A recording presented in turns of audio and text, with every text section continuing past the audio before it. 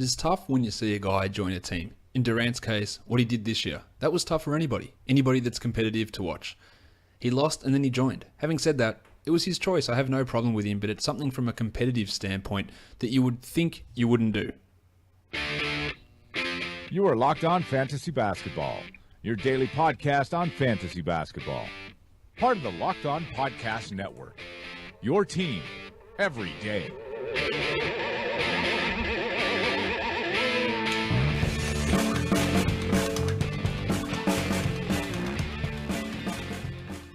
Hello and welcome to the Locked On Fantasy Basketball podcast brought to you by Basketball Monster. And today's Locked On Fantasy Basketball podcast is also brought to you by ZipRecruiter. Try it free at ziprecruiter.com/LOFB. My name is Josh Lloyd and you can find me on Twitter as always at redrock_bball, on Instagram the same, and facebook.com/redrockbasketball. We are recording this a couple of hours before Game 5 in the NBA Finals tips off, in which I am expecting the Warriors to win. I did pick the Warriors in 5, so that victory that does potentially happen today, which you'll know maybe by the time you're listening to this, will have vindicated that selection by me. We'll see how that all goes. But we are doing another in the season in review series of podcasts. Today we're going to be looking at the LA Clippers. So let's get to it. And the LA Clippers, honestly, for fantasy, they are very, very boring. Now, they've got a very interesting off-season up ahead, obviously, so that could change the entire dynamic for this team as we move forward. But just by looking at the guys who are currently on the roster, it's a shit show. And just in terms of the way that they run things, Doc's GM ability with the bench, with drafting, with use of rookies, there's just not a huge level of excitement from a fantasy point of view, despite having absolutely elite players on this team, which we will get into as we talk about it today. So the Clippers were a team that finished 51-31, another strong season from them, obviously bounced out in the first round of the playoffs by the Utah Jazz in 7 games. And as is always the case with the Clippers, aside from the early playoff exits, injuries. Blake Griffin, another long-term issue. Chris Paul, another long-term issue. And that's always been a problem with them. Yes, they had them both healthy for that 7-game series, but it's still just something that always seems to happen for this team. They underperformed their expected win-loss by 1 win, so basically right where they needed to be.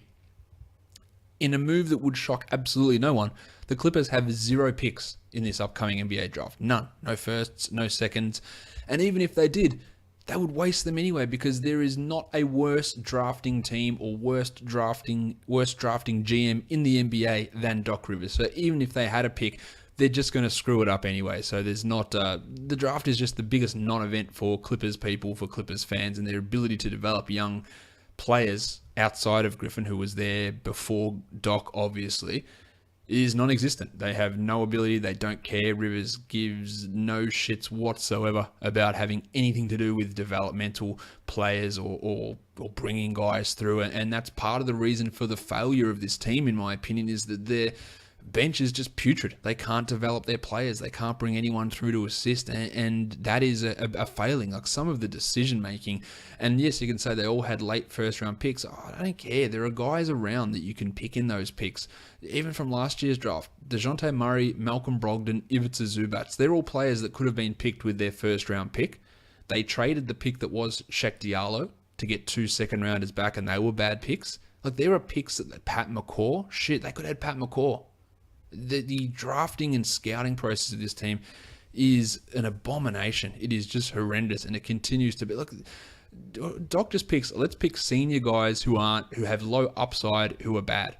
CJ Wilcox, Reggie Bullock, Bryce Johnson, just amazingly bad. Let's look at their free agency, because this is where things get real interesting.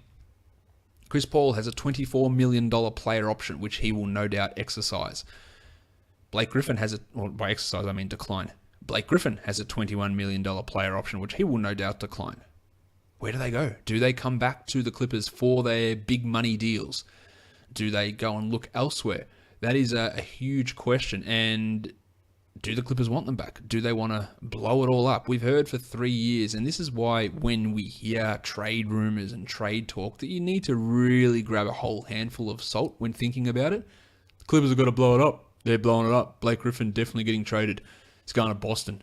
He's getting traded to the Thunder. Cool. Didn't happen. So we've been worried about this for 2 years. Or what's it going to do if Griffin goes here? What's going to happen when he goes here? What do they do if they trade Paul? Will they send him back to here? Will they send him to... all this stuff is bullshit because they didn't do it. And that's the case nearly all the time that you hear these persistent rumors. It's probably going to be the case with Paul George and Jimmy Butler. Maybe it's not. But these are not guarantees that these guys get moved, much like we've been talking about Griffin for the last 2 years. In addition to Paul and Griffin both having player options that they will decline, JJ Redick is an unrestricted free agent. So 3 of their starting 5 could potentially not be back on this team. I would guess if anyone's not back, it's Redick. I think Paul is probably the least likely to leave. I don't believe the San Antonio stuff for Chris Paul. I don't see that happening. I reckon he'll be back. He wants to sign a 5-year deal. That's partly why he changed the rules in the CBA so that players of his age could get 5-year contracts when previously that age limit had been lower. He bumped it up so that he could get that 5-year deal. He's staying in LA is my guess. Griffin, I'm not so sure about, but what happens to them if it's just Paul and Jordan and Redick goes? Like, who fills in the other spots? They won't be good. They're in real trouble of potentially slipping, but there's also the chance that all these guys return and they have the 4th seed again, and because there's no internal improvement ever, nothing changes. They've also got a few other unrestricted free agents. Alan Anderson, Brandon Bass, Fatface Ray Felton are all unrestricted free agents, all brought in last season on 1-year deals, very cheap deals. They were either average, bad, or not used correctly. Felton average, Anderson bad, Bass not used correctly, and that's, again, pretty much the descriptor of Doc Rivers' tenure. They also have Paul Pierce, who is retiring, who had a $3.7 million non-guaranteed deal, but he's retired, and he played way too many minutes last season as well. Outside of the tribute type games in Boston, he was still playing meaningful minutes at times, which never made sense, but he's going to be off their books as well. I reckon now is as good a time as any for me to tell you about today's sponsor, and that is ZipRecruiter.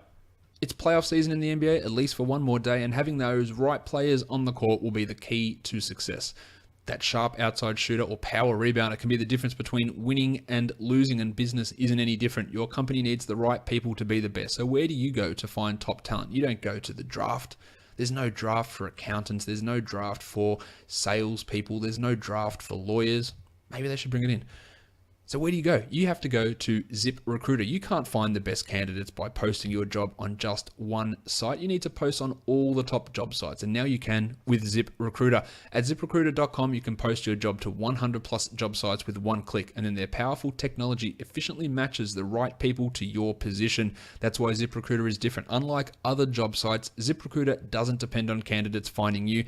It finds them. In fact, over 80% of jobs posted on ZipRecruiter gets a qualified candidate in just 24 hours. No juggling emails or calls to your office.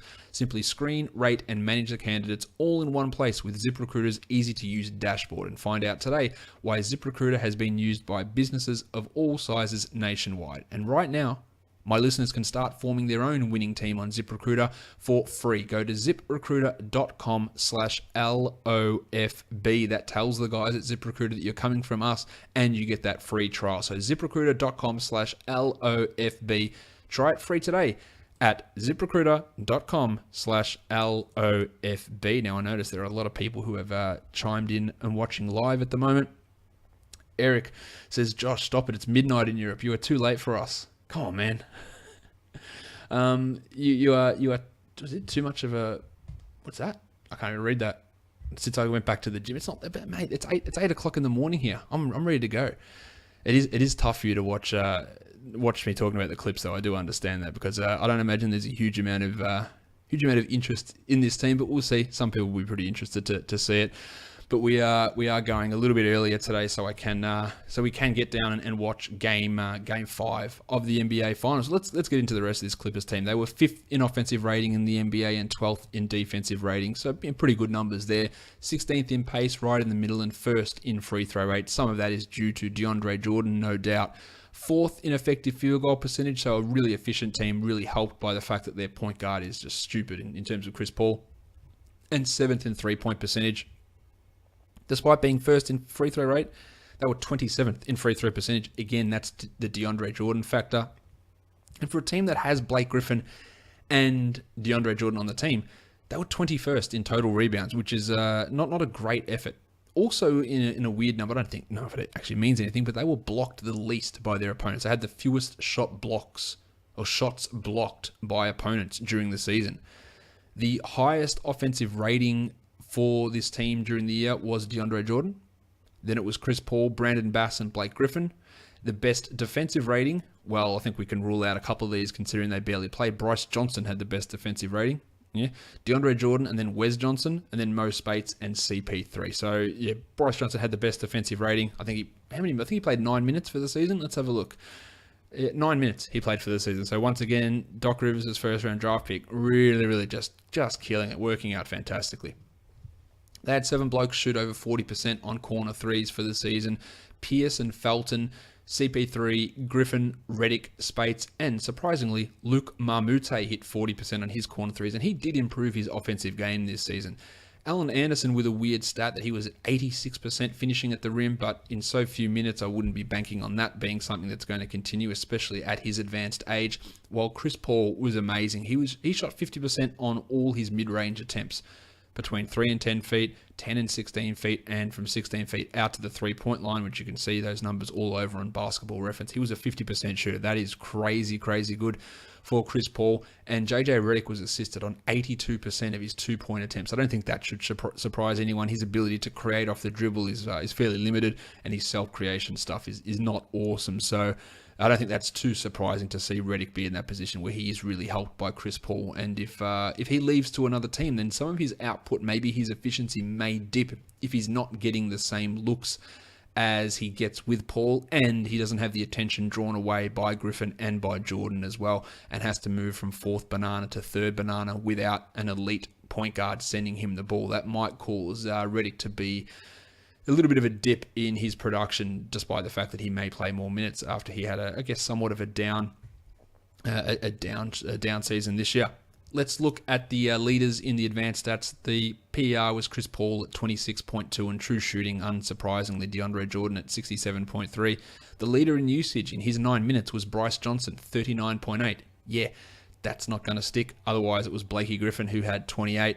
Win shares, I don't think many people would have expected DeAndre Jordan to lead that, but win shares is a cumulative stat. So the fact that he wasn't injured while Paul and Griffin were accounts for the fact that Jordan leads the team there. And if you break it down to win shares per 48, it does go to Chris Paul at a staggeringly high 0.264. He also led the team, Chris Paul, in offensive box score plus minus, while DeAndre Jordan led the team in defensive box score plus minus, and Paul led it overall in box score plus minus and in VORP. Unlike a lot of teams, they had some lineup consistency. 8 lineups used over 100 minutes. So most teams have got 2, 4, 5, 8 lineups had over 100 minutes, and their most used lineup played 870, which is a big amount, and I'm all for that. Griffin, Jordan, Marmute, Chris Paul, and JJ Redick was their most used lineup, and that was a plus 14.8. So that's obviously a really successful, positive lineup that was used a lot. And their best 5-man, it was a lineup where Marmute was out. So the same 4 guys, Griffin, Jordan, Paul, and Redick, but Austin Rivers in place of Marmute, and that was a plus 17.2. So while it's not a big difference, it shows that Rivers did have some value for this team. Their most used 4-man, Griffin, Jordan, Paul, and Redick, was 14.6, while their best 4-man, Jordan, Paul, Redick, and Rivers, at plus 17.1. So again, Austin Rivers' name coming up again. Most used 3-man, Jordan, Griffin, and Redick. Not Paul because of his injuries. Plus 12.9 for that lineup. The best 3-man, Jordan, Paul, and Marmute at plus 16.5. And some of that is Luke playing at the 4 as well. The most used 2-man was Jordan and Redick, while the best 2-man was Marmute and Chris Paul, which was a plus 15.9. So lots of positives for all their best lineups. And that just illustrates, I guess, the gap between the talent of their best guys and the absolute shitfulness from the rest of their bench, because those guys were able to put up good numbers and be solid. And then you get down to the dregs of things with these other players, and it did really impact what this team could do. a stash player. They picked a guy in the second round of the draft, David Michonneau, a French point guard who's 6'3". He played last year over in France for Hires Toulon in the French Pro A League. He was really bad. And he was really bad in Orlando Summer League. He's really bad. I don't understand the pick. I don't think he's going to have really any value for this team moving forward. But let's just go through what he did anyway. 24 minutes, 9.8 points, 2 rebounds, 2.9 assists, half a steal. Hit 0.6 threes at 21%. 39 from the field, 21 from 3, 74 from the line for a true shooting of 47. And that's on a usage of 26%. That's Zach Randolph-esque. He had a PR of 10 and a minus 18 net rating. He's really bad. I can't see him coming over and having any impact. And when he comes over, he'll probably just regress because we know how good the Clippers development staff is. So there is no real value in David Michonneau as a stash prospect outside of a league that rosters every single player ever imaginable in the entire world. Because even in a 30-team league, I reckon you can do better than having David Michonneau on your team. Let's get into these guys. Let's talk about them now. Oh, here we go. Eric Winterstein just chimes in with a French question. David Michonneau playing for French team Antibes. Will he ever play in the NBA? Most of your podcasts start with overseas picks, and you have a feel for French players. I am very sad. Why are you sad? He's bad. I can't see him playing in the NBA, as I just said. Have you watched him play over there, Eric? That's a question I'll throw to you. What do you think? I think he's bad. I can't see him. I can't see him being ever a starter, or even more than. You tell you who he is. Maybe he's Samaje Kristen. Maybe he can be that level of player, and that is the worst player in the NBA. So maybe he can be that guy. But I hold very little hope for Michonneau. Nothing I've seen from him this season or last season. And Eric says no, he is not good. He is not a player. He is Norris Cole. Thanks. It was either Norris Cole or Samaje Kristen. He's bad, and I think that's all we need to talk about David Michonneau. There's your daily David Michonneau take, which I don't think you're finding on any other podcast. Let's go Chris Paul. He only played 61 games this season, 31.5 minutes, 18 points, 2 threes, 5 rebounds, 9 assists, 2 steals, 48, 89, 41 with a true shooting of 61%. Yeah, stupendous numbers for Chris Paul, as it always is from him. He did suffer a little bit of a dip in his overall rank. He went from 5th last season down to 10th this season. And I guess some of that is due to the fact that his minutes dropped by over 1 per game.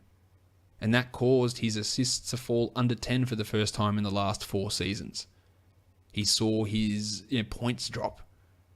His efficiency is still always fine, but when you get that drop, 0.7 assists per game, it's a significant drop. The points drop by a point per game, and that is enough to knock you from 5 to 10, which is what happened with Paul this year, and even with that broken wrist hand thing that he was suffering. His numbers pre and post All-Star are pretty much the same, so it wasn't a fact necessarily of him after the All-Star break being dragged down by recovering from that injury. He was an extraordinary plus 19.6 with his on-off numbers, and some of that is due to the fact that Ray Felton sucked in that metric, but it's also that Chris Paul is really, really good. And as I've said on, I think, almost every podcast we've done in this season in review series, is that he is going to be in that 9 to 12 or 15 range next season with LeBron, with John Wall, with Jokic, with other players that I'm surely forgetting, Paul George, Damian Lillard. He is in that zone, but getting 2 steals, 10 assists, 2 threes, 19 points, insane efficiency is a brilliant, brilliant fantasy season. The problem is that at this age of 32, with his minutes going down every single season, 35 to 34.5 to 32.5 to 31.5, where does it go next season? Does it go to 31? Does it go to 30.7? And then we just get another dip down. He is 32. He is small. He is a guy that has suffered some injuries. I wouldn't be expecting him to go from 10 to 5. If he held at 10 and held at that same level, that'd be all right. I could see that. But I can also see him dropping to maybe 16 or 17, just if they do cut him down from 31.5 down to 30.5. in minutes, and that goes from 18 points to 17 points, from 9.3 assists to 8.9 assists. And that's enough to drop you down 5-6 spots. He's not a guy that's going to be pushing forward. He's not a guy that's going to be improving his rate stats. If anything, they fall, and we're at that really precarious point of a player's career at age 32 where declines can happen. So I'm a little bit cautious about him, and I would have guys like Jokic and LeBron and George and that probably over him in that ranking. And as dumb as that sounds for a guy that's been as ridiculously elite as he has been, I think there's a question about that, which I might get to now. If someone asked me a question, here we go. Jordan said, how many current players have been better in fantasy over the span of their careers than Chris Paul? Not many. Maybe Durant. Look at this is Chris Paul's 8-cat rankings for his career prior to this season. So his rookie season, he was 17th. Stupid as a rookie. 23rd, his second year. Then we have first, third, fifth, fourth, sixth, fifth. That is an insane stretch of rankings. If you can go to 9-cat, first, third, second, third, fourth, sixth. Over that 10-year or 9-year stretch. Those are insane numbers. But it's 32. That's the concern that we do run into, is that maybe it does start to dip a little bit. And a little bit of a dip there, as we saw from last season to this season, can be a 3-4 spot ranking drop. Now, if you took Chris Paul at pick 12 and you finish at pick 16, it doesn't ruin anything. It doesn't ruin your season at all.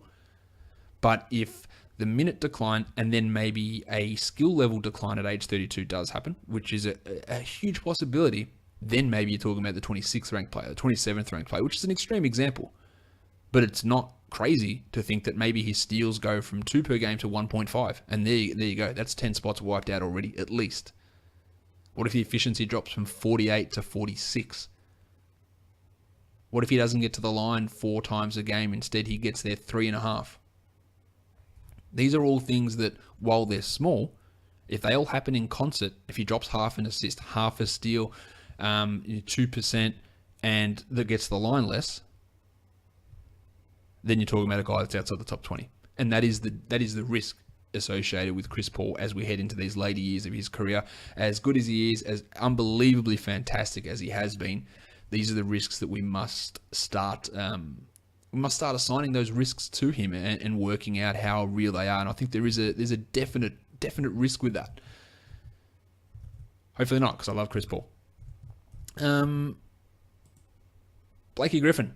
He also played 61 games this season, 34 minutes per game, and was the 42nd ranked player. 21.6 points to lead this team, 0.6 triples, 8 boards, 4.9 assists, a steal, only 0.4 blocks, but 49 and 76, and he hit 34% of his threes. He's got issues with his knees, with his back in previous seasons. He did struggle a little bit after the break, after he came back from that knee issue. 35th pre-All-Star, 57th post-All-Star. The team was 12.6 points per 100 possessions better off with him on the court. I don't think too many people would be surprised by that. But the injuries are getting to be a concern for Blake. The last 3 seasons, he's played 67, 35, and 64. And when it's a recurring thing, like it is with his knees, that's where I do start to have some issues. He had some weird things like the infection in his elbow, the back issue, but the knees is what's really starting to concern me. But one thing that is a positive, he did increase his minutes played this year and scored the same as what he did last year, so 21 points per game for the last 3 seasons. But in doing that, he got his 3-pointers up from 0.2 up to 0.7. So that's an extra string to his bow, and it only cost him 0.5% in overall field goal percentage numbers, bumping his true shooting up to 57% from where it was at 54 last season. So that is a big jump. He's never going to block shots. We know he's got T-Rex arms. He's not going to block shots. He's not going to be a high steals guy, but what he is able to do now is get assists, and he's been around that 5 assists per game mark for 3 straight seasons. And if he happens to leave, possibility, could he be a 5.5, 6 assist game guy without Chris Paul there? The talk is always Oklahoma City, so Russell Westbrook's going to get lots of assists. It's also Boston. While Isaiah Thomas gets some assists, he's not in the same league as Westbrook. He's not in the same league as Chris Paul at getting assists. And while Al Horford does that too, Blake Griffin's a more talented passer, so he could be used as this secondary, even sometimes primary ball handler, and expecting him to be a 28 and 6 guy is a possibility. But that injury concern is real. The knee concern is real. And his future, I think, the concern over where he may end up, it's a concern. I don't think that where he ends up I don't think there's many negative situations he can go to. I'll put it that way. I don't think he can go to a spot where you go, oh man, that's killed me. He's dropped 30 spots because of where he's gone. I don't think that can happen. There's a chance that it improves with an increased ball handling responsibility. That's a possibility. Could his usage and scoring drop if he went to Oklahoma City? Of course. He's got a usage of 28 this year. Maybe that goes to 25 and he averages 19 points instead of 21 alongside Westbrook. That's a possibility. But I don't think he's going to really find himself in a situation where he finds himself copping a gigantic hit. Now, he's not a second round pick anymore. We know that. He is a fourth rounder, I reckon, that sort of a range.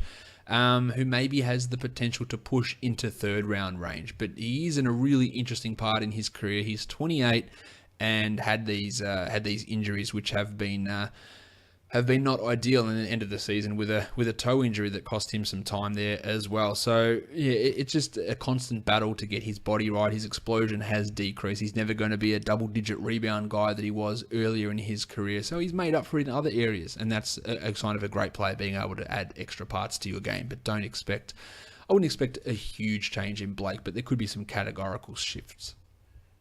DeAndre Jordan. He was the 55th ranked player last season, but we know with a player like that, overall ranking numbers mean nothing.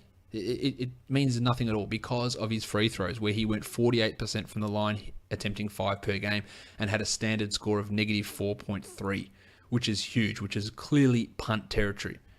So what happens if you are punting that category? Where did he end up in the rankings in my 8-2 head-to-head ranks? Well, he was the 21st ranked player. 23rd pre-All-Star, 17th post-All-Star. He was 13th last season, so he did suffer somewhat of a dip. Played under 32 minutes a game, 12.7 points, 13.8 boards, 0.6 steals, 1.7 blocks, 71 from the field. So obviously a massive influencer in the field goal percentage and in rebounds. We're talking standard scores of over 3 in both of those categories. And the block numbers were okay, but he's not this massive shot blocker. In fact, this season, and part of the reason why he did dip in the rankings, was his shot blocking. The last 3 years, 2.5, 2.2, 2.3. This year, 1.6. It's a big dip, and that sort of dip causes that level of drop-off. Also played less minutes this season. Last year, he was at 34 minutes. The year before, he was at 34 minutes. This year, not at 34, under 32 minutes. And that does cause a dip. Now, that's not the sole reason for his block numbers declining, because his blocks per 36 also went from 2.4 to 1.8, so a dip there.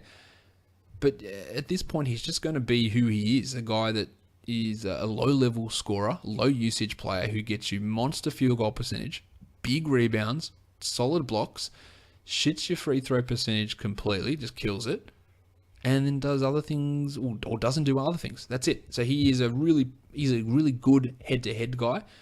I would never recommend taking him around that 20 point. I don't think you necessarily need to go that high, but once you get to the third round, it's fine. Even if you want to go late second, it's not horrible, but third round is more the spot for him, I think, and you can really lock in a big influencer in that field goal percentage category and rebounds and blocks. And that's what head-to-head's about, is solidifying these categories and getting to these real big bang. Like, these are big numbers that are really going to help me.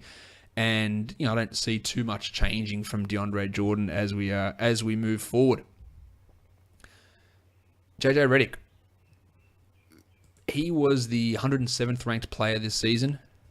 Played 28 minutes a game, only 78 games, 15 points, 2.6 threes, but does nothing else. 2.2 rebounds, 1.4 assists, 0.7 steals, 0.2 blocks, 44, 89, and 43 for a true shooting of 60%. So, stupidly efficient, as is always the case with Redick. But the minutes declined. Oh, no, actually, my mistake. They didn't decline. 28 minutes a game last season, 28 minutes a game this season. But what happens is that his value is entirely dependent on his three-pointers. That's his number one category. Now, he is also awesome at the free throws, 89% on 2.6 attempts, which is a 0.7 standard score, which is impactful. But it's half of what his impact is in three-pointers. And as I talk about all the time, and as I just talked about on the Hoopball podcast with Dan Bresbus that I was just on, is that you can find threes in so many different other areas that Redick's non-contribution in many other categories renders him a hard guy to rely upon as a must-own core standard league player. Where he heads next season, he's 33 years of age already, is going to be an impact on that, because if he goes somewhere else and he's not getting the ball dished up to him as well as what it is when he's playing alongside Chris Paul, then does that efficiency drop? Do those 2.5 threes go to 2.1 threes? And while they're still valuable, 2.1 threes is Troy Daniels. And then when you're offering nothing else, aside from efficiency, and it dropped, he was a 48% shooter the last 2 seasons, 44 this year, big dip there, and that was a part of his value that kept him in that top 70, top 80 discussion. And when that dipping, and with age, that does tend to happen, that's the concern. And I think that at this point, Redick is not going to be a draftable player in 10-team leagues. And in 12-teamers, he's just an extraordinarily low-ceiling three-point specialist who gives you some free throws. But I don't think that's necessarily going to be 12-team draftable either.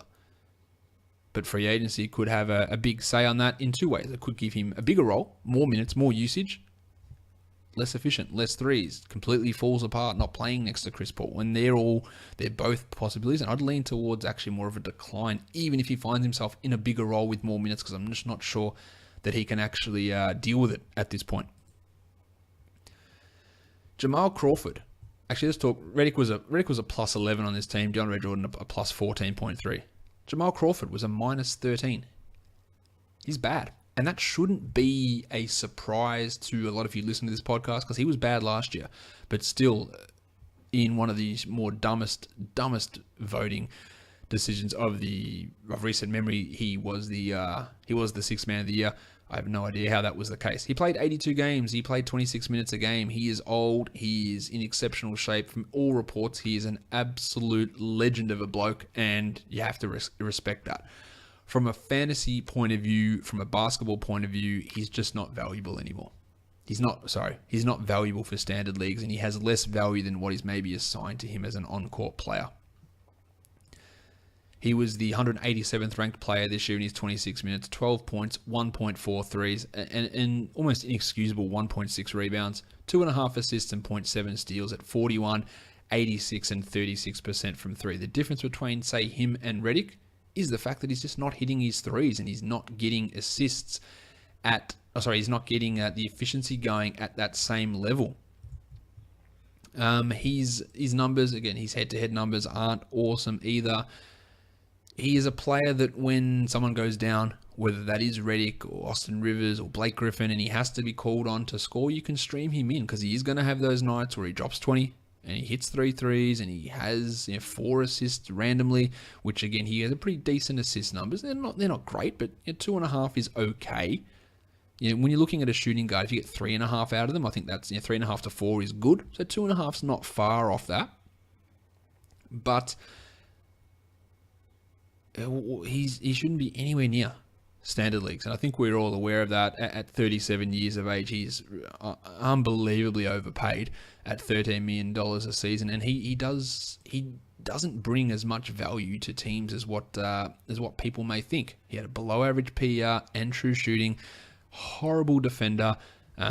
Actually was a negative in offensive box score plus minus as well. And part of the reason why this bench does struggle is sometimes to do with Jamal Crawford. As lovable as he is, he just isn't that effective a player in the current NBA. And I think that he's never going to be a standard league draftable guy. Again, that is cooked. He can have some 20-team value. I think that's probably where we're sitting with him, being a bit of a scorer. He hit some threes, but even as a scorer, he averaged 12 points. So it's not big scoring. And then we know the deficiencies in those other areas.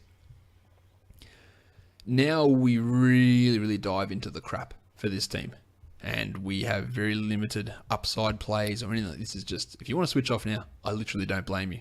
There is a lot of crap happening. But if you're a Mo Spates fan, now's your time. 82 games for Spatesy after coming across from the Warriors. 16 minutes and 9 points, 1.3 threes, 4.6 rebounds, 0.3 steals, half a block, 45, 88, and 37 from 3 for a true shooting of 59%. Obviously, that's pretty impressive, that sort of three-point shooting from Spatesy. He's just not good enough to play big minutes. He played almost exclusively as a center for this team, and when Blake Griffin went down, a lot of people were doing the mad scramble to go and add Spates, but he didn't play really in place of Blake Griffin because he's not a power forward and he couldn't play next to Jordan, and Rivers really refused to go to that combination. So he played as a backup behind DeAndre, and in the times when he was able to get that opportunity when Jordan was out, he puts up numbers, and we've seen from him over his time with the Warriors and all the teams that he's played for, is he's one of those guys that when he gets the minutes, the stats generally come. He was 53rd this year in my head-to-head per 36-minute rankings. 53rd. That's third on this team behind Jordan and behind Paul, ahead of Blake Griffin. Actually, it's not third. It's fourth on this team because there's a guy later on that was actually the number one player in per 36 rankings on this team. But he was at minus 9.3 on and off the court. He has his defensive failings, but he is one of those guys that when you hear the name Mo Spates starting, you get on it. But it's got to be in the right spot, and it's basically got to be as a backup center because you cannot play the 4 at all anymore. And Blake Griffin's absences, or if Griffin goes, don't be bought into, oh, it's all right, they'll just start Spates and he's going to kill it and I'll draft him and he'll be this top 80 guy. Him playing next to Jordan's a disaster, and I don't like that at all. But he's an 18-minute, 20-minute a game sort of a player who can, wouldn't be shocked if he had a top 180 season next year. Probably not likely to happen, but I wouldn't be totally stunned if that went down. Austin Rivers. He is basically the reverse Tony Roten at this point, is that I think he's actually a pretty decent on-court NBA player. But the fantasy stats don't always reflect that. He played in 74 games, 28 minutes a game, and when he missed time with a hamstring, actually I've got a bit of a hamstring twinge myself at the moment, not feeling good, just bothering me. When he didn't play, they struggled. He played at the 1, he played at the 2, he played at the 3. Mainly he played off ball, but he can take that backup point guard role as well. He averaged 12 points, 1.5 threes, 2.7 assists, 0.7 steals, 44 from the field and 69 from the line. Giggity! And shot 37% from the 3-point line, which is something that has been a struggle for Rivers over his career, and he got that up to career high levels this season. But from a fantasy point of view, he's just blah. And that's because, I guess, if he was playing full-time point guard, you'd get those assists up to 5 a game and he'd be okay. And he does have some level of value in that sense, but he played almost 28 minutes a game and couldn't crack the top 200 this season. That's not great. And there were times when Paul was out that we looked at Rivers, or when Griffin was out and Rivers was starting, and he did provide some use, but he just can't maintain it unless he is in a more featured role, because part of his strength is really being able to score and get some assists and not do it efficiently. And if you can't do it efficiently, then when your minutes go down and they come down a bit, then you're going to struggle. I actually think he's good though. I think he's a good player. He was a horrible minus 8.9 in on-off numbers, which is bad, but it's not as bad as many of the other players on this team who are on that bench unit. So he did struggle in that sense, but I thought that he was actually not too bad, and the contract they gave him, I think, was a much better contract than what they dished out to Jamal Crawford last offseason. In terms of Rivers improving from here, well, he did improve last season, got that 3-point percentage and total efficiency up. Can he get any further in any other areas? I think he's a chance to crack the top 200 next year, I really do.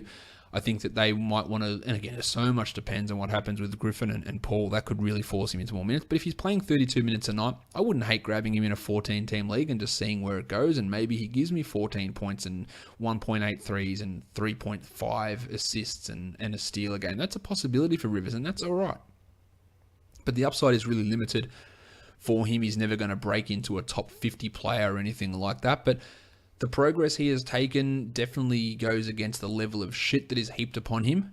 And I know why the shit is heaped upon him, because he was bad in New Orleans and his dad is the coach, but he's been good. And if he came to Chicago, I wouldn't have a problem with it. I wouldn't say, oh my God, Garpax, what are you doing? This guy's terrible.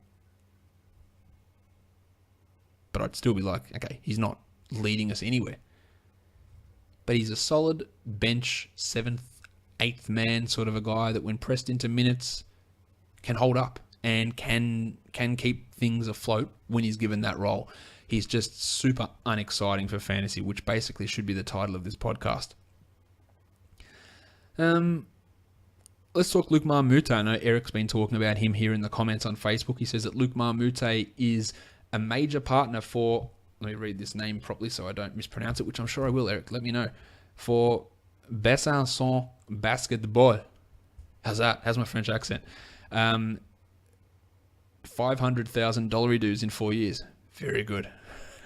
And they play in the 3rd pro level. He's made their budget 10 to 12 times higher, and he will bring in the prospects, African French-speaking prospects from Senegal, Congo, Zaire, I guess Cameroonian guys as well. Obviously, with that's where Marmute is from, is it Cameroon? And he's the guy that discovered Joel Embiid, and he's had a big hand in a lot of the African recruiting. Did he have anything to do with Gorgie Jeng? I reckon he might have. I know he definitely with Embiid.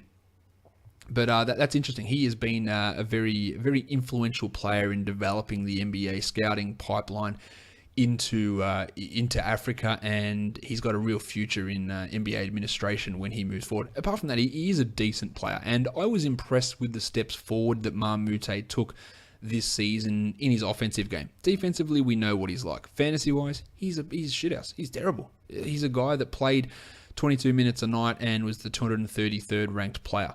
He averaged 6 points, but he did hit half a three, 2 rebounds, a steal, half a block, and that's where his value came.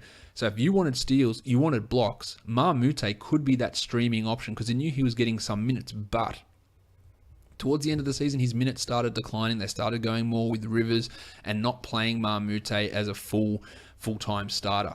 He was a plus 9.9 for the season, so he was obviously pretty impressive when he was on the court, but he is never going to be a fantasy threat for anybody.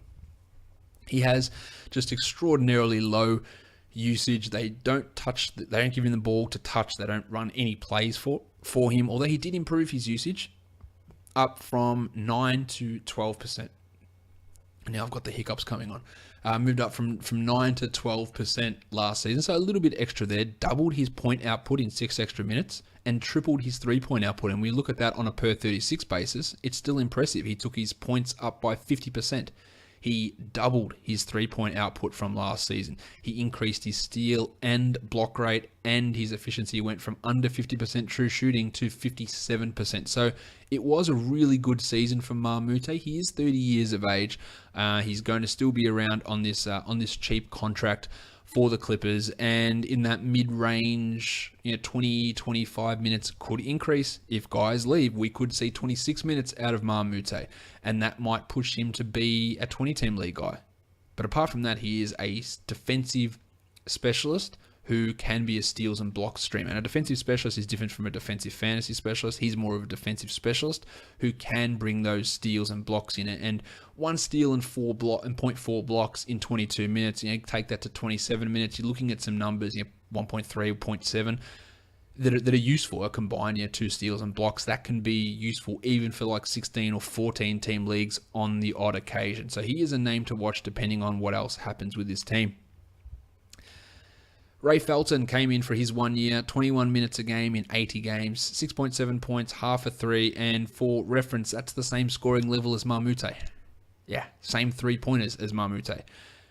Same rebounds as Marmute. No, it's not true, a little bit higher. 2.7 in his rebounding, 2.4 assists and 0.8 steals on 43 and 78 for Fat Face Ray Felton. He was a negative 14.9 on this team, but when he played, the assists is what really draws you in with Felton, and he has been a useful fantasy contributor in his time in Charlotte and his time with the Knicks, and even some of his time in Dallas. As when he was given that opportunity, he puts up numbers, and you know that I've used his name as reference to the Ray Felton triple-double, which is the 10-10-10 that he got a couple of times inexplicably last season in Dallas. Where is he going to go, though, that he's going to find himself play more than 21 minutes? But I'll reference this all the time. Go to the Thunder. You're already better than all the backups there. And he could easily play 18 minutes and be a 20-team league sort of a player. But I don't know, not feeling great about his ability to step it up to push forward into a bigger role or to improve any areas. He is what he is, but he is a guy that when he's forced into situations due to injury and has to start, then he's ownable. It's as simple as that, because he will put up stats. Brandon Bass only played 52 games, 11 minutes a game, 5.6 points, 2.5 boards. As per usual with Bass, horrendous defensive numbers, 0.3 steals and 0.2 blocks, but always exceptional percentages, 58 and 88 for a true shooting of 65%. They are through the roof. The problem is he was extraordinarily underused. I don't understand why Doc would bring him across. It was a good signing at the time, great backup power forward, play some 5, and then play him behind Paul Pierce at the 4. Like, what the hell are you doing? That makes no sense. Bass is efficient. He rebounds. He is solid. And when Griffin was out, he needed to play more. Now, his numbers don't really reflect that, considering he was a negative 20.2 for the team, a team worst, which is an absolutely horrendous number. So maybe I'll give Doc some credit saying that, look, when he's on, we're getting roasted, and that's fair enough. But I still think he needed to play more than 550 minutes for this. Was that what he played? Maybe I'm making that up. 577 minutes for the season. He needs to play more than that. As an unrestricted free agent, I'm not sure where he heads, but his advanced numbers are amazing. A PER of 20, a true shooting of 65, the win shares per 48 through the roof, box score plus minus solid. But then that on-off is what really does affect it. But how much of that is him? A large part of it, but how much of it is him playing with Paul Pierce? Him playing with Ray Felton, him playing with Mo Spates, and the difference in quality between those guys and Paul Jordan Griffin, which again, some of that on-off is to do with the discrepancy. How good's your guy above you, and then that how good are you in comparison? And while Bass is still pretty good, the fact that he's so much worse than Griffin and Jordan really skews that number and makes it look massive. But minus 20 is a number that we can't really ignore. There for Brandon Bass, he's never going to come back and be a standard league player, though. I don't think we'd have any concerns there. Another player underused, in my opinion, was Wes Johnson, who played 12 minutes a game, 68 games. Another guy I would have much preferred to have played those wing minutes over Blake Griffin. In fact, I think that Wes Johnson has been horribly misused here in LA. I think he's a really solid player. 2.7 points and 2.6 boards. He had the half triple one, 0.4 threes, 0.4 steals, 0.5 blocks, and that's what he is. He's a triple one player. Now, his percentages were horrendous, 45 true shooting, 36 from the field.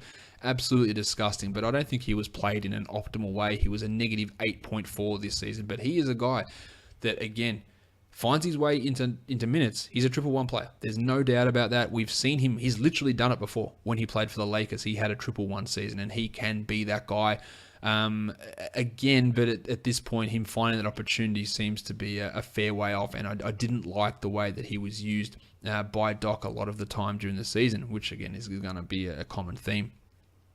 Paul Pierce, I don't need to touch too much on him. He's going to be a Hall of Famer. He's retired. 25 games, 11 minutes a game. I understand playing those games against Boston, but some of the games that he played, there was absolutely no need for that to be the case. He had a PER of 5.7. Yeah, that's pretty bad. He was really, really bad for this season. And yes, he only played 25 games, but probably 20 too many, to be honest. But best of luck to Paul Pierce. He's delivering a startling amount of hot takes on the announced teams and the studio teams, and I'm already not liking him as an announcer. He's just perpetuating the I played the game and I won a championship, therefore I know everything, even though my ideas are stuck 10 years in the past. That's the impression. Maybe he can develop, but that's the impression he's giving at the moment. His ability to just denigrate LeBron James at every turn because they had a rivalry with him is annoying. So let's hope he doesn't remain annoying as an announcer, but looks to be the case. Let's talk Bryce Johnson, who played 9 minutes this season, who was their first-round draft pick, who, when at the start of the rookie season, when I do all my projections and look at these guys per minute numbers and non-team specific, just raw translations and calculations, he was like number 3, I think. I think it was Zubats, Valentine, Bryce Johnson. His numbers translated really well. Now, he's not a good player. He had a back issue, a herniated disc, which kept him out at the start of the season. But we still saw something from him. That something wasn't 29% shooting from the field. But we saw in 3 minutes a game, he scored 1.3 points, 1 rebound, 0.7 steals, 0.3 blocks. It's pretty high. He was the number one player. Number one in per 36 rankings. Number one. 9 minutes. Ridiculously small. But it does tie in to what I looked at in the preseason. That his game translates to fantasy. But will he ever get on the court? One thing's for sure, it won't be with this team. And I don't really ever think he can be a starter level player anywhere. Can he develop into Brandon Bass as a backup at some point? Maybe. He had a plus 39.3 in his 9 minutes as well. Again, means nothing because of the low minutes. But when your preseason projection says this guy's got good fantasy game, and then he plays limited minutes, but it actually comes out saying he's got good fantasy game, then there's something there to watch. I do not think he's good enough to be a starter, and he's got 3 more years in LA. And all that means is that probably after this season, he gets dumped by Doc and traded somewhere else for the 60th pick in the draft, as he does with all of his rookies. Doesn't even let them go through their rookie contract.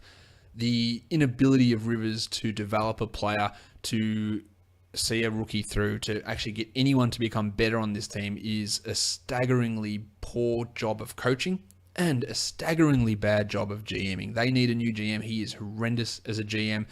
And if one of these guys leaves, I reckon he's out.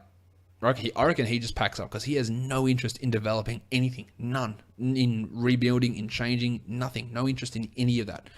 So I reckon he could be. In a bit of trouble, or not trouble. He might just say, "So I'm done. I'm playing golf every day, guys. Austin, enjoy things, mate. Your team now," and go from there.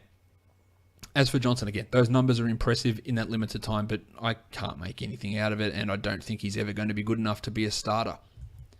Alan Anderson, 30 games, 10 minutes, 3 points, nothing else over 1. His highest other stat was 0.8 rebounds, shot 38 and 75. I don't think he's going to be back in the NBA. He was a good 3-point shooter at one point, shot 32 this season. Ankle problems have bothered him for the last 3 seasons. It's been nice, Alan. Your time in Brooklyn was positive, but you're done. I don't think he's back in the NBA. Their other rookie played more minutes than Bryce Johnson, and that's Diamond Stone, coolest name in the NBA, but he played 24 minutes. He had a PER of minus 1.2. Yeah, a true shooting of 34% and a box score plus minus of negative 24.1. His rankings were horrendous, 433rd before the All-Star break, 423rd after it. He was a guy that I'm not ready to rule him out yet. I actually have a little bit more hope for him than Bryce Johnson. I think that if he was on any team that had any semblance of development, then he would be okay. The problem is he's stuck here. But he is not an absolute write-off for me. In a 30-team league, if I had an opportunity to pick him up and stash him somewhere, I wouldn't be averse to it. I'm not loving it though. 1.4 points, 0.9 rebounds, 23% from the field. I'm not seeing that and going, you know what? It's all about Diamond Stone here, guys. He's really going to start taking off, because it's not going to happen in LA. I can assure you, it is not going to happen with this team at all. He won't develop. He won't get better. Nothing will happen. He needs to get traded this offseason for us to really have any level of hope with him, and I'm not really sure that that's going to happen. Unfortunately with him, he did play through the D League. I'm just going to pull up his D League stats here. He played for a couple of teams because the Clippers prior to this season didn't have a D League team. They do now. And what's it called? It's got some name, Agua Caliente. Is that what it's called? Agua Caliente Clippers. Is that a place? It seems weird. All right, so here's his D-League numbers. He averaged 16 points, 7 rebounds, half a steal, and 0.9 blocks in 22 minutes. Shot 49, 37% from 3, and attempted 2 threes a game, and was 83 from the line. So there's some positivity. If we look at that on a per 36-minute basis, 27 and 12. 0.8 steals, 1.5 blocks. There's hope there for him. There is some hope. It's not happening with the Clippers though, but there is some hope. So I think he's got the potential to be a better player. He's only 20 years of age, a better player than Bryce Johnson. So don't rule him out. The problem is this team is just a disaster. They've got no ability to develop guys like him. unfortunately. All right. Ron Jennings says, I like French fries. I think everyone likes French fries. Ron, my question to you is, what's your favorite condiment with French fries? That's the question. Maybe I'll start a poll on this. I know everyone's going to go with ketchup as a number one, but there's two underrated condiments out there for French fries, I reckon. One is the way that they do them where they were originated, which was Belgium, not France. Mayonnaise. Mate, mayonnaise on French fries is brilliant. So good. Another thing that I did by mistake once, I was at the footy here, had my bucket of chips, as we would call them, bucket of chips, and normally would put ketchup and vinegar on it. All right, so went in to do that, went to put the vinegar on. So, where's the vinegar? Oh, this is brown vinegar. All right, cool. I'll put the brown vinegar on. Turns out it was soy sauce. And then, given that I was like a teenager, cracked the shit off, wrecked my chips, soy sauce, what is this shit? Ate one, and my mind exploded. Like, what is this? Soy sauce on chips? It works. And then I deliberately would go back, buy my chips, pump the soy sauce on. I go, you know what? I'm having soy sauce on chips. As dumb as it sounds, it actually worked. So there's some underrated French fry condiments. Soy sauce, mayonnaise, and then you've got your other standard ones. Chili sauce, hot sauce, ketchup. What other sauces you're going to throw in there? But mayonnaise and soy sauce, not together, but they are two ones that are definitely surprising and a little bit out there. But if you get the opportunity, try it and see what you think. Didn't expect to go into a French fry discussion. Let's look at a couple of questions here. James C. Is this the most boring team for Dynasty? Yes. Yes, it is the most boring team for Dynasty. There is no debate about that. And Kevin Carlson says, do you think CP3 will ever win a championship? I don't care. It doesn't affect my thoughts on him whatsoever. I'm sure for him, if I'm thinking for him, it'd be great if he won it. I don't care if he wins or not. Will he ever win one? No. Would be my guess. No. But again, I don't care. Doesn't bother me. I do not hold any of that against him at all. Ron Jennings. Fries are Belgian, not really. That's what I said, Eric. Fries are Belgian. They're not really French. I'm aware of that. And Ron says ranch is pretty good on them. Americans, man, you love ranch. You know how weird that is? It is not even a thing here. It doesn't even exist. The only place you can get ranch dressing here is at Subway. Ranch does not exist here. I don't even know what ranch is. What is it? What the hell is it? Tell what else doesn't exist here as in terms of dressings and condiments? Blue cheese dressing. They are two things that are just unbelievably American that just don't exist here. So if you're ever coming as an American to Australia and you love your ranch dressing, bring it, because you're not going to find it. It just doesn't exist. It's a definite weird thing when I go over there and you get your salads and every salad ranch dressing. You go, well, what the hell's ranch dressing? And I actually like it. When I went over there a couple of years ago, I brought back some ranch dressing because I liked it. But it just doesn't exist here. It's just a weird difference between the countries. Ranch is king. I tell you, Americans, you love ranch. You love it. Maybe I'm gonna have a food podcast at some point in the off season. We're gonna discuss food ideas. Get ready for that. All right, that wraps it up for today. Don't forget to subscribe to this show on Apple Podcasts, Google Play, TuneIn, and Stitcher, and leave a review if you do enjoy the show. Check out the podcast I just did with Dan Bresbus over at Hoopball, a nice 30-minute look back at the season where I talked a lot about my theories on three-pointers as well. So go back and check that one out. And in a couple of days' time, what are we doing tomorrow? We're doing the Utah Jazz is tomorrow's podcast. And then after that, we'll be doing another NBA draft preview show with Cole Zwicker from the What's On Draft podcast and from the Step Back. So Cole will be jumping on in a couple of days' time. So we'll do the Jazz tomorrow and then on with Cole to discuss the NBA draft. So make sure you are tuning in for that. We are done here, guys. Thank you so much for listening, everyone. See ya.